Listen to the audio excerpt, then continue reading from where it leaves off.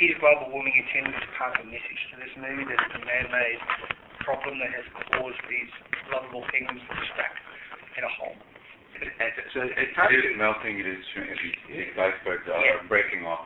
Whether you think it's man doing it, whether it's a natural phenomenon, it's happening. One of the saddest pictures, and I mean one of the saddest framings in the movie is that one of the polar bears stuck on the tiny piece of ice and the orcas come. Not a good day. Okay. But the idea that happens is all these, a lot of the nature channels show these polar bears drowning because basically they have no more ice flow. That it is real, whether you say it's man-made or not. The other thing that's happening along with the ice melting is it's making oil fields more accessible. So that's not in the movie. But the one thing the movie does talk about is one of the solutions that George mentioned too, is that the only way through this is working together, which a man does occasionally when we do confront natural disasters, tsunamis, earthquakes, floods. All of a sudden we band together, we start to work together, and then that for a little while we go, okay, we can take it worldwide, we deal with it, and then we go, okay, back to 80s. 60. Congratulations. Thank you, made it. How's it working out of you? It's working wonderful. Yeah. Rehab, heart surgery is good now. I have a cow valve, so I can craft standing up. Everything's wonderful. Okay, can you boil it down to what's the one big possession? You're at 60, what's the one big, clear, bell-ringing everything. If there's one sentence, rather than carpe diem, is there a Latin word for savor the day? The idea of appreciate the day, be grateful for the day. We were talking about that the other day. The idea that just look around, I have amazing friends, I have an amazing wife, I have this amazing, what I do, I get to do what I do, which is kind of wonderful. And I just go, God, this is incredible. I'm just so grateful on that level. To be 60 and to go, and it's me 2.0, so it's pretty cool. Yeah, it is cool, and it's cool to see that it's in the car, but it's a great sort of modeling sort of setting. Because I had midlife crisis at 40. Well, yeah. I did all of that and got that out of the way, and now to have this and just go, wow, it's pretty amazing each day. I have to ask you now a question that everyone wants to know. Sure. I mean, you've been funny in this interview, but you have been in some recent films. Are they Man of the Year? What was the other one? Old Dogs. Actually, I didn't mind Old Dogs. License to Wed. These are not films that, when you think of Hudson. Yeah, I think I kind of watched it all. But there was also a couple of them made while I was drinking, so that may have been... Can you just basically get so long? No. I think I kind of, some of the choices weren't so good. But then I made a movie like, World's Greatest Dad with Bobcat, which is back to doing what I should be doing. Right. And doing this and just get back on course, going rather than making, and here's the trap with those movies that we said didn't work so well. The idea of making commercial comedies where are you really the character? No, it'll be great, because they're kind of put together, they're packaged, versus going, no, you can do something, just look and take your time and wait for the right story with the characters, and you'll be okay. And work with somebody like Bobcat, or work with Mark Romanek on a 1-hour photo. That's what you should do. Or even in a comedy, just to go, take your time, just take a break, and now, thanks to this new phase, is to take a moment and just relax. No rush off, because there's no rush. Just take the time and wait for it, versus going, and a lot of times it's me just going, sure, I gotta work, and that's great, I'll do that. And then people go, oh, it'll be amazing. The scariest thing of them to say, it's going to be, or like you said, it's going to be a big hit. That's the most dangerous thing. Make a movie because you enjoy the movie. Right. It must gratify you no end that people still talk about learning Vietnam. This movie's made because it was with incredible people, a story that you didn't make them thinking that they were going to, God knows, I didn't think that they were going to either get an Academy Award nomination or anything else other than this. This is a really amazing story, working with great directors like Mazursky or Peter Weir or Barry Levinson. And even Man of the Year, I think, even though it didn't do well, it talks about something really important. If you look at American politics, the idea of a comedian running for office. There's actually, I was on the Tonight Show with a comic recently who is now a mayor of an Ohio town. And he ran because he said, I want to make a difference. And he's a comic, and they said, how can you be a comedian and run for office? He said, look, we had fools running for president. So it's like, why not? That's on that level. Sometimes if a movie doesn't, like you said, make money, doesn't mean it was like, that thing. It's like, sometimes they don't make money, but you still want to make them. Like Man of the Year, I say, dude, it was worth doing. Speaking of making a difference, you've been doing USA tours for how long now? I've done 6 tours to Afghanistan, 5 to Iraq. Did we get the wrong impression? You've really dialed down. We didn't hear much about these. I don't know. I mean, my favorite moment of any of them when I was in Afghanistan one time, I looked over and there's a group of Australian Special Forces guys sitting on top of a fuel truck smoking. Like, don't worry, Robin, it's diesel. But I was like, I go there because it's like the real Good Morning Vietnam. You go there and you perform for these guys and men and women who were there 24/7 in the shit, in weird little. I mean, last tour was last Christmas. I was there and I got to go to a Ford operating base, which is like Fort Apache. It's basically 4 guard towers in a mortar pit, and there are 40 guys. I flew in an Osprey, which is a weird, like a helicopter plane hybrid. It's one of these planes where you go, what the fuck are you? And I landed, and all of a sudden I got off the plane, I walked into this base, and all of a sudden this one kid, this young Marine went, Mort, what are you doing here? But it was like, dude, just to see you, and I kind of hung out with him. And then one guy said, you want to practice sniper rifle? There's someone more qualified.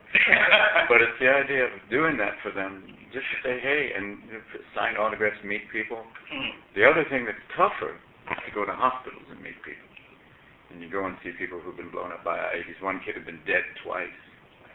And you meet people and you go, and they're pretty like, and then the thing is you talk to them and say, what happened? He said, I was trying to go, they were doing one of these breaching and entering into a compound in Afghanistan. Before they blew the door going in, somebody on the inside blew the door going out. And there were 2 kids, and they were together in the same hospital room. One of them lost an arm, one of them lost a leg, and they were together in the room, and they were like, you know, hey, we're going through rehab together. So you do this thing and you meet these guys and you say, hey, just to say, do them a solid and meet them and just say, it's an honor to meet you. And to do it, people say, hey, dude, you came here. I went, it's easy for me to get here. You're here 24/7. And now, I mean, I won't be able to go this Christmas because I don't actually have an act to bring. But you want to go with something new. But it's been amazing. I can't say, I mean, I've had the best audiences in my whole life performing there. Yeah. And usually the first time I went to Afghanistan, they had to perform indoors because there was still mortar fire. I asked this next question because you are the most caustic and observant commentators on the American scene. In 2002, you described the post-9/11 environment in terms of the Statue of Liberty with a baseball bat going, hilarious, but also pretty cutting and pretty accurate in metaphorical terms. How is the lady doing now? She's about to go into rehab. I feel like America's about to go into rehab. There should be a rehab called Empires. And you'd be met at the door by an English person going, hello. Now you have to realize that step 1, you're powerless over others. Come on in. Don't talk to the French. and the Russians, they're still dealing with the Empire. Seem to come, sit down, but it's this weird thing about, I don't know, I mean, I don't know, you've got to hold the line. I look at the Republican candidates, and it's like a clown car. Each week, a different guy coming out. Kane on the phone with, you know, basically, I never slept with all those women. Oh, cool, dude. The idea, and then Perry, like Bush, makes Bush look like a Rhodes Scholar. And he's like, he says things, you just go, wow. It's so bizarre that I'm just going, and at the same time, you have, you know, an economy dealing with the fact that we had banks basically lending money off of a computer formula so complex that basically it was going, hell, why did the banks fail? We didn't factor in greed and panic, Dave. But it's the idea of all of this going down now and still trying to hold the line in the country, but we have to get together. Obstruction is not going to help right now. We have to work together. And your reference to empires, are you alluding also to the rise of China, sort of leadership of America, so on? Well, the rise of China. Yeah. The idea of you building a marine base here, just in case. Just in case we may not come down. Why would we occupy you when we can buy you? I mean, it's become pervasive almost, this sense that America, well, we used to be number 1, but we got so hubristic about it that we kind of let China, Japan kind of take us over now. China, the average Chinese citizen now produces more carbon emissions than the average American. That's a surefire sign that there's something's kicking in the high gear. Yeah, I was just thinking the Chinese Disneyland has characters like Mickey Mouse and Duck Xiaoping. And yeah, it's a third world after all. I think it's happening. It's a given. It's like the Chinese own the American national debt, so it's very difficult to try anything that's counterproductive against just having any import taxes. It's like they're calling the debt. It's over. It's fair to say that America might not have lost its footing, but it's stumbling. That it's trying to regain its footing and literally trying to gather itself back together again. And I think it can. I think it's like, you know, there's potential there, but I think we really have to kind of stuff, and it comes back to almost the theme of the movie, working together versus obstruction. At that point, you're going, I don't care what, we've got to gather together and treat it like, make sacrifices together. We can do this, but not leave everybody behind. With America, was it hubris? Was it overconfidence? Don't know. I think it's kind of in the character to do that. I mean, it's all in the idea of doing these things. We're just now. I stayed in Saddam's palace in Baghdad, which is a weird thing. It's like if Elvis had worked with Hitler. It's just amazing, and you realize it's so bizarre that it's this weird kind of. Even Colombian coke dealers go, "Come on, man, you got to show some taste." But it's the idea we're leaving Iraq.